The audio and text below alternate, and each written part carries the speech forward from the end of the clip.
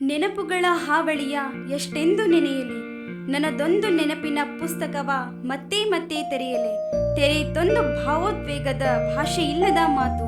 ಹೇಳಲರುಟಿರುವೆ ಕೇಳುವಿರಾ, ಇದು ಯಾರಿಗೂ ಹೇಳದ ಸ್ವತ್ತು, ಇದು ನಿಮ್ಮ ಭಾರತಿ.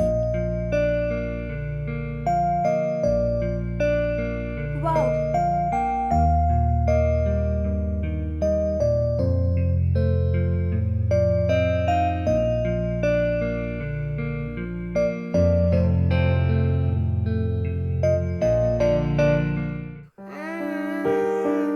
ಮಕ್ಕಳೇ ಸರ್ಕಲ್ ಮಾಡಿ.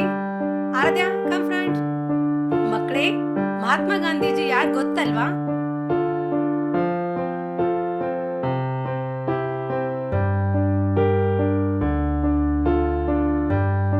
ಭಾರತಿ, ವೇಸ್ಟ್ ಡಸ್ಟ್ಬಿನ್ಗೆ ಹಾಕ್ಬೇಕು, ಗೊತ್ತಾಯ್ತಾ?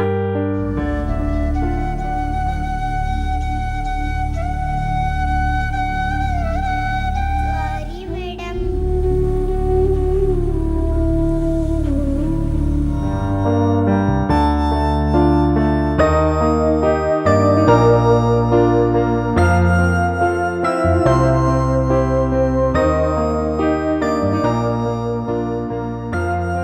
ಚಾಕ್ಲೇಟ್ ಕೇಳ್ದಲ್ಲ, ತಗೊಂಬ. ಅಂಕಲ್ ಅಂಕಲ್ ಚಾಕ್ಲೇಟ್ ಕೊಡಿ. ನಡಿಲ್ಲ ಮಚ್ಚ, ಟೈಮ್ ಆಯ್ತು.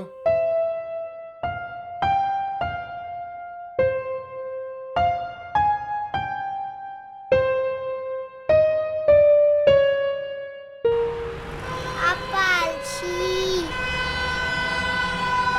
ಅಪ್ಪ ಅಂದಿ, ಅಪ್ಪ ಅಚ್ಚಿ, ಅಪ್ಪ ಅಲ್ಸಿ, ಎಲ್ಲಿ ಅಲ್ಲಿ ಬರುವಾಗ್ಲಾ?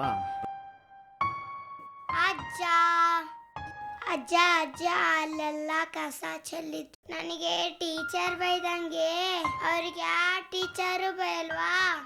ಈ ಚಿಕ್ಕ ವಯಸ್ಸಿನಲ್ಲೇ ಇಷ್ಟೆಲ್ಲ ಬುದ್ಧಿ. ಭಾರತಿ ಅಂತ ಹೆಸರಿಟ್ಟಿದ್ದು ಸಾರ್ಥಕವಾಯಿತು. ನಾನು ಬದಲಾಗಿದ್ದೇನೆ. ನಾವು ಬದಲಾಗಿದ್ದೇವೆ. ನಾನು ಬದಲಾಗಿದ್ದೇನೆ. ನಾನು ಬದಲಾಗಿದ್ದೇನೆ.